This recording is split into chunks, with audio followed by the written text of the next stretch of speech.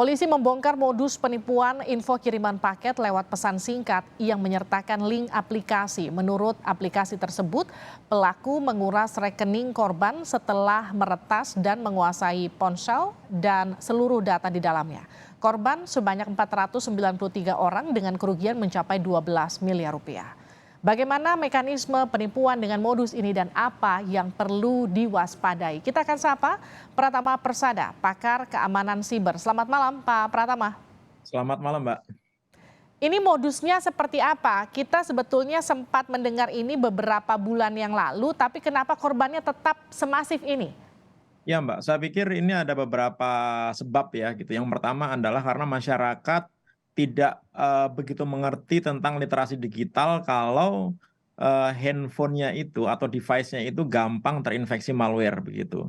Kemudian juga masyarakat kita ini terlalu percaya sama orang begitu. Sehingga kan sekarang ini banyak orang belanja online ya gitu. Sehingga biasanya kurir gitu motoin barangnya kemudian ngasih tahu ke kita, Pak, Bu, barangnya sudah sampai ya gitu. Nah, ini kebetulan yang dikirim itu bukan gambar tapi adalah aplikasi, ekstensinya APK gitu. Masalahnya tidak semua orang ngerti masalah IT kan, nggak ngerti masalah teknologi begitu. Sehingga ketika ada orang mengaku kurir gitu, seolah-olah dia kurir ngirim gambar ini udah nyampe ya gitu. Begitu diklik ternyata install aplikasi. Nah, celakanya sebenarnya ketika ngeklik link itu akan diminta permission gitu. Apakah boleh ngakses SMS, apakah boleh ngakses data, apakah boleh ngakses phone book, apa boleh.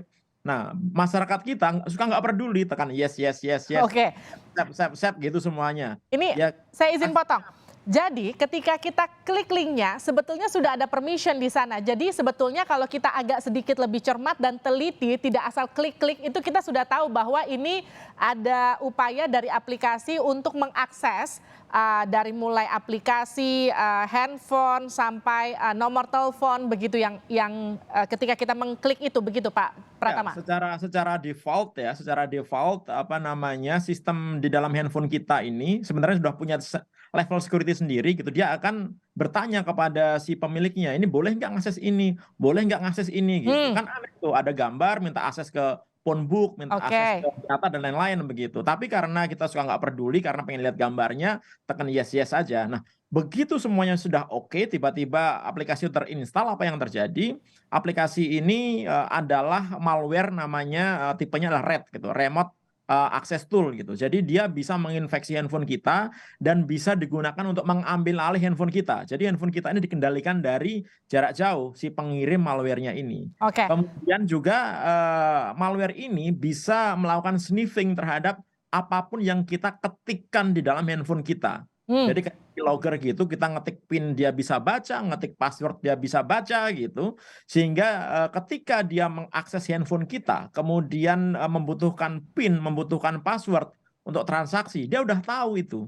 Sehingga dia bisa melakukan dari jarak jauh tanpa kita sadari gitu. Oke. Jadi handphone kita jalan sendiri gitu, Mbak. Pak Pratama, kalau kita mengakses mobile banking sebelum kita mengakses aplikasi peretasan tersebut, apakah kemudian juga tetap terbaca ataukah memang baru terbaca setelah aplikasi tersebut menjebak kita dan kita mengakses PIN?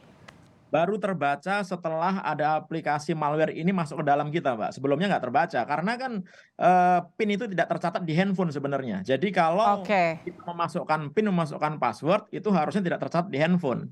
Yang jadi masalah ketika malware itu sudah terinstal ke handphone kita ketik password atau ketik PIN itu direcord sama malware ini sehingga dia Oke. bisa tahu dengan tepat si user ini lagi menggunakan mobile banking apa, BRI, BCA, Mandiri dan lain-lain, semuanya bisa gitu. Nah, itu yang akhirnya menjadi data bagi si pengirim malware ini untuk melakukan transaksi Baik. menggunakan handphonenya si user. Karena kan nggak mungkin. Karena gini, sebenarnya internet banking itu mobile banking itu punya security. Dia Ya. nggak bisa digunakan di handphone lain karena autentikasinya ada menggunakan SIM card, dia menggunakan identifikasi dari handphonenya gitu. Betul. Dia nggak bisa kalau misalkan orang lain kemudian nyoba-nyoba menggunakan mobile bankingnya device lain gitu. Oleh karena itu cara paling gampang gimana? ya menguasai atau mengendalikan handphone si pemiliknya langsung gitu. Bagaimana caranya? Ya mengirimkan malware. Nah, itu terjadi kan. Oke, Nah, Pak Pratama, kemudian ini juga ya, maaf saya potong. Ini kan ya korbannya sudah 900 lebih yang luar biasa ketahuan. banyak. Bisa Ya, jadi sebetulnya betul. korbannya lebih banyak lagi daripada itu. Pasti jauh lebih banyak. Oke, Nah, sekarang kalau misalnya saya sempat ya, pencet linknya, saya tahu ya. dari mana saya itu sudah kertas atau belum. Saya bisa cek di mana dan apa yang bisa saya lakukan. Jadi sebenarnya kalau malware-nya itu apa namanya terinstall secara background, kita nggak bisa Mbak apa namanya tahu bahwa handphone kita ini sudah terinstall malware apa tidak. Kecuali kalau kita pasang antivirus ya. Makanya Hmm, antivirus ini mandatori, sangat penting sekali. Banyak antivirus gratisan bisa dipakai. Oleh karena itu yang nonton apa tayangan ini harus pasang antivirus gitu. Karena bisa menjaga kita dari malware. Tapi kalau sudah masuk, kita nggak bisa ngecek. Kenapa? Karena ini hidden. Nggak ada aplikasinya, nggak ada, nggak kelihatan gitu. Nah, oke. tapi kita bisa merasakan tanda-tandanya kalau misalkan handphone kita ini kena malware apa enggak gitu. Hmm, Misalkan yang pertama, kita pakai apa pulsa biasanya pakai data yang biasanya habis dalam waktu sebulan 10 giga, ternyata dia habisnya dalam seminggu udah habis gitu. hmm, Baterai yang biasanya semalaman baru kita cas, tiba-tiba siang udah habis gitu.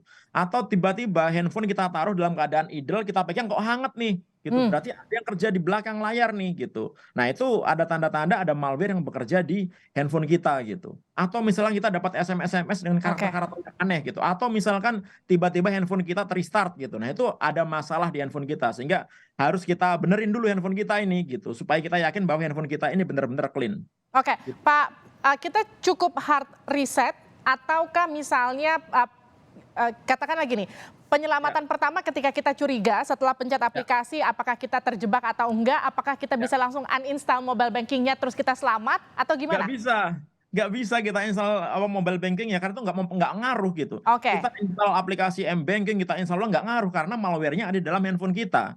Cara cara terbaik dan tercepat adalah kita backup semua data-data kita apa namanya di device lain di komputer gitu. Kemudian kita lakukan factory reset. Setelah hmm, itu baru kita balikin lagi datanya dan install antivirus gitu. oke, Sehingga jadi harus ada factory malware lagi reset nggak ya, bisa. reset ulang Iya. semuanya ya? Iya, tapi gini, ada beberapa malware yang dia masuknya bukan di sistem drive-nya device gitu. Dia bisa masuk ke EEPROM-nya. Hmm, Artinya apa? Walaupun kita reset, factory reset, tapi malware-nya nggak hilang gitu. Tapi aduh, terus APK gimana ini dong? kayaknya sih nggak. APK APK apa namanya yang digunakan untuk RAT ini kita factory reset dia bisa hilang gitu. Tapi ada malware-malware lain yang begitu masuk dia masuk ke EEPROM nggak bisa kita hapus walaupun kita di factory reset gitu. Oleh karena itu cara terbaik apa ya ganti handphone gitu. Oleh karena itu sebelum kita Oke, kena itu harus punya antisipasinya hmm, apa? Selalu apa namanya update sistem operasi yang ada di handphone kita. hmm, Kemudian jangan menggunakan aplikasi, jangan install aplikasi dari pihak ketiga selain di Apple Store atau Google hmm, Play. Google Play sama Apple Store aja banyak aplikasi yang masih ada malware-nya apalagi dari luar gitu, oke, ya kan. Nah, kemudian juga jangan klik link sembarangan. Udahlah, haram itu sebenarnya gitu. Kalau saya boleh bilang gitu, nggak usah lah klik link sembarangan. Kalau ada link, mendingan ketik aja di browser gitu. Misalnya dari bank gitu, ketik aja di browser gitu. Apa namanya mencari informasinya. Jangan ngeklik linknya. Kenapa? Karena banyak juga malware yang dia tidak butuh apa permission dari user gitu. Jadi begitu kita klik, tiba-tiba keinstall aja gitu. Nah itu oke, bahaya. Contohnya beberapa yang kena jurnalis kan dulu pernah kena itu kan. Begitu diklik tiba-tiba udah keinstall aja hmm. gitu. Nah itu bahaya juga gitu. Oke, semoga perbincangan kita ini bermanfaat untuk para penonton yang menyaksikannya dan juga bisa mengantisipasi diri supaya tidak terjebak dalam Ya. aplikasi yang bisa meretas sistem keuangan kita. Terima kasih Pak Pratama Persada, pakar keamanan siber telah bergabung bersama kami di Sapa Indonesia Malam.